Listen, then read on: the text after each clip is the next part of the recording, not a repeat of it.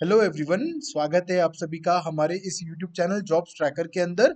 आज हम डिस्कस करने वाले हैं बहुत ही इंपॉर्टेंट अपडेट जो कि आ रहा है इंडिया की सबसे बड़ी आईटी कंपनी और पूरे विश्व की सबसे बड़ी सर्विस बेस्ड आईटी कंपनी की तरफ से, जो कि है टीसीएस के सीईओ। उन्होंने बहुत ही बोल्ड स्टेटमेंट दे दिया है। रिसेंटली जो क्वार्टर फोर के रिजल्ट्स अनाउंस हुए उसके बाद बहुत सारे प्रेस कॉन्फ्रेंस में टीसीएस के जो सीईओ है अभी के कृतिवासन, उन्होंने बहुत सारी कमेंट्री दी है। उनमें से एक पॉइंट जो था जिसने सबकी नजरें उनकी तरफ खींच दी, वो था कि AI will kill India's BPO sector. तो इस वजह से बहुत सारे लोग चौकन्ना हो गए हैं मार्केट में अभी के आईटी जॉब और बीपीओ सेक्टर में। तो चलिए जानते हैं एग्जैक्टली हुआ क्या, और उन्होंने जो टीसीएस के सीईओ है उन्होंने ऐसा एग्जैक्टली क्यों बोला कि इंडिया का जो बीपीओ है वो खतरे में है, और उन्होंने इंडिया के आईटी सेक्टर के बारे में क्या कहा वो भी हम जानते हैं। क्या इंडिया का आईटी सेक्टर सच में खतरे में है या नहीं, वो भी हम इस वीडियो में जानेंगे उनकी कमेंट्री से, जो भी उन्होंने कहा है एक रिसेंट इंटरव्यू में। तो चलिए शुरू करते हैं। आगे बढ़ने से पहले एक स्मॉल छोटी सी रिक्वेस्ट है हमारी कि प्लीज हमारे इस यूट्यूब चैनल जॉब्स ट्रैकर को सब्सक्राइब कीजिए, और प्लीज इन सारी वीडियोस को अपने दोस्तों के साथ जरूर शेयर कीजिए, और इस वीडियो को लाइक करना न भूले। अगर आपने अभी तक लाइक नहीं किया है तो प्लीज इस वीडियो को लाइक कीजिए और चैनल को सब्सक्राइब जरूर कीजिए। तो चलिए जानते हैं चार इंपॉर्टेंट पॉइंट्स जो उनके इंटरव्यू में डिस्कस किए गए थे। तो सबसे पहला इंपॉर्टेंट पॉइंट जो कृतिवासन ने कहा, मुझे बस एक बार पॉइंटर शुरू करने का मौका दीजिए। तो हम लेजर पॉइंटर शुरू करते हैं। ओके, तो यहाँ पे आप देख रहे हो कि कृतिवासन जी ने कहा कि there are no job cuts. Okay, अभी के लिए इस क्वार्टर फोर में नो जॉब कट्स थे, but the widespread adoption of generative AI अभी बहुत चर्चा में है, बहुत लोग उसके ऊपर डिस्कस कर रहे हैं। लोग कह रहे हैं कि ये डिस्टर्ब कर देगा आईटी जॉब्स को और बीपीओ जॉब्स को। Among multinational clients is poised to revolutionize traditional call centre operations. तो आपको पता नहीं होगा कि बीपीओ और कॉल सेंटर ऑपरेशंस क्या रहते हैं। Basically all over the world जितनी भी कंपनीज है, जितने भी बैंक है, बड़े बड़े कंपनीज, राइट, उनके सपोर्ट सिस्टम रहते हैं। कोई भी कस्टमर को कोई क्वेरी करनी है, कोई इशू आ गया है, तो वो क्या करते हैं, उनके कॉल सेंटर से कॉल करके बात करते हैं। तो इंडिया में लेबर बहुत ही चीप पे इस पे मिलता है, राइट। चाइना में मैन्युफैक्चरिंग इंडस्ट्री बहुत अच्छी है, लेकिन इंडिया में कॉल सेंटर, बिकॉज इंडिया की लैंग्वेज, ओके, इंडिया के लोग इंग्लिश अच्छे तौर से बोल पाते हैं। तो इस वजह से इंडिया में कॉल सेंटर और ऑपरेशंस और बीपीओ और आईटी बहुत अच्छा फ्लरिश हुआ था 1980, 1990 और 2000, अर्ली 2000 में भी।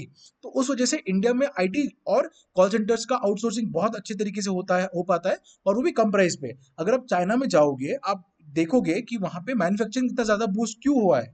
उसके पीछे रीजन ऐसा है, वहां पे भी तो आईटी और बीपीओ या फिर कॉल सेंटर हो सकता था, बट उनका एक इशू ऐसा था कि उनकी जो लैंग्वेज थी, उनकी जो नेटिव लैंग्वेज थी वो चाइनीज थी, मैंडरिन थी बेसिकली।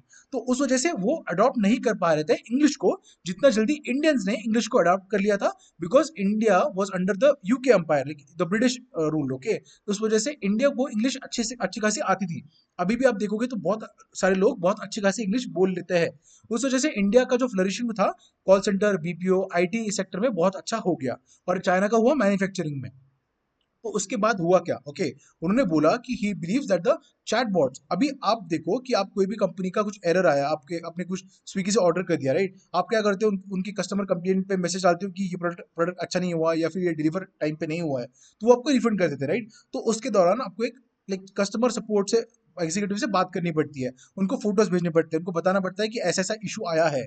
तो अभी क्या हो रहा है कि जैसे ही चैट बॉक्स बहुत ज्यादा जनरेटिव एआई से इक्विप्ड हो रहे हैं, उस वजह से वो एनालाइज कर पा रहे हैं कस्टमर क्या कहना चाहता है, उनके ट्रांजेक्शन हिस्ट्रीज क्या है, और वो जो भी टास्क परफॉर्म करने चाहते हैं वो इजीली परफॉर्म कर पा रहे हैं। ट्रेडिशनल वे से जो हैंडल किया जाता था पहले, कॉल, एक कॉल सेंटर पे बहुत सारे लोग काम कर रहे हैं जो कॉल्स रिसीव कर रहे हैं, और फिर वो बात करके रिजॉल्व करते थे कॉन्फ्लिक्ट्स या फिर इशू या फिर कोई भी चीज। ओके, पर अभी क्या हो रहा है, चैटबॉट्स इतने स्मार्ट हो चुके हैं जनरेटिव एआई की वजह से कि वो उनका काम, कॉल सेंटर वाले लोगों का काम ऐसे तुरंत कर दे रहे हैं, एक ही झटके में कर दे रहे हैं।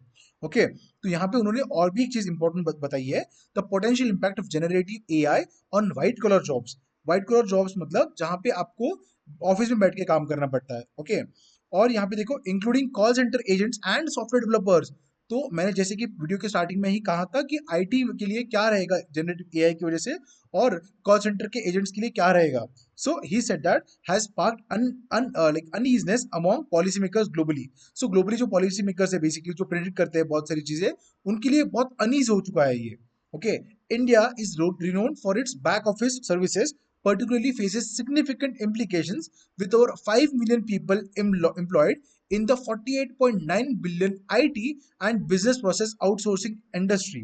ओके, सो आप यहाँ पे देखोगे कि 48.9 बिलियन डॉलर्स की इंडस्ट्री है और जिसके अंदर बहुत सारे मोर देन 5 मिलियन मतलब 50 लाख से ज्यादा, आधे करोड़ से भी ज्यादा लोग एम्प्लॉयड है ये आउटसोर्सिंग इंडस्ट्री के अंदर। ओके, ये ऐसा एक रिपोर्ट नैसकॉम ने बताया था। तो आप सोच सकते हो कि 50 लाख लोगों की जॉब्स निर्भर है इन सब बीपीओ और आईटी इंडस्ट्री के ऊपर। तो इसीलिए अगर जेनरेटिव एआई आता है तो वो थोड़ा सा डिफिकल्ट और थोड़ा सा चैलेंजिंग रहेगा, at least for 10 to 20% of people will lose their jobs. Okay, तो उन्होंने ऐसा क्लियरली मेंशन किया है कि बीपीओ के जो जॉब्स है वो बहुत ही कम होने वाले हैं और उसके बाद आईटी डेवलपर्स के, सॉफ्टवेयर डेवलपर्स के भी जॉब थोड़े कम हो सकते हैं, लेकिन स्किल्ड लोगों के लिए जॉब नहीं जाएगा क्योंकि हमेशा कंपनीज को स्किल डेवलपर्स लगेंगे ही लगेंगे। So if you are a good person, IT person, okay, आपको बहुत अच्छा खासा नॉलेज है प्रोजेक्ट के बारे में, प्रोडक्ट के बारे में या फिर बिजनेस प्रोसेस के बारे में, तो आप कंपेरेटिवली सेफ हो। लेकिन जो लोग रिपीटेटिव टास्क करते हैं, मुंडेन टास्क करते हैं, उनके लिए यहाँ पे बहुत बड़ा रिस्क फैक्टर आता है। तो ये सारी चीजें थी जो टीसीएस के जो सीईओ है के कृतिवासन जी, उन्होंने रिसेंटली उनके एक इंटरव्यू में बताई थी। ओके, तो आई होप आपको बहुत सारी चीजें पता चली होगी इसके ऊपर। हम प्लान कर रहे हैं एक ऐसा वीडियो बनाएं जिसके अंदर हम डेवलपर्स, जो सॉफ्टवेयर डेवलपर्स है या फिर जो टेस्टर्स है, उनके लिए ऐसे सॉफ्टवेयर या फिर ऐसे टूल्स ला पाए, पेश कर पाए एक वीडियो में 4 या 5 टूल्स, जिनसे वो उनका कोडिंग प्रोसेस, उनका टेस्टिंग प्रोसेस, उनका डेटा एनालिसिस प्रोसेस बहुत स्पीड अप कर पाए। जैसे कि डेविन एआई हो गया, आपका चैट जीपीटी हो गया, आपका कोई जेमिनी एआई हो गया। तो इन सब चीजों को हम बताएंगे कि कैसे यूज करना है और कैसे आप उसको इफेक्टिवली यूज कर सकते हो आपके डे टू डे लाइफ में। ओके, तो I hope that this video was helpful. अगर आपको कुछ भी डाउट रहा तो प्लीज कमेंट सेक्शन में जरूर बताइए और प्लीज प्लीज प्लीज हमारे इस यूट्यूब चैनल जॉब स्ट्रैकर को सब्सक्राइब करना मत भूलिए। Thank you for watching this entire video guys. आपका दिन शुभ जाए।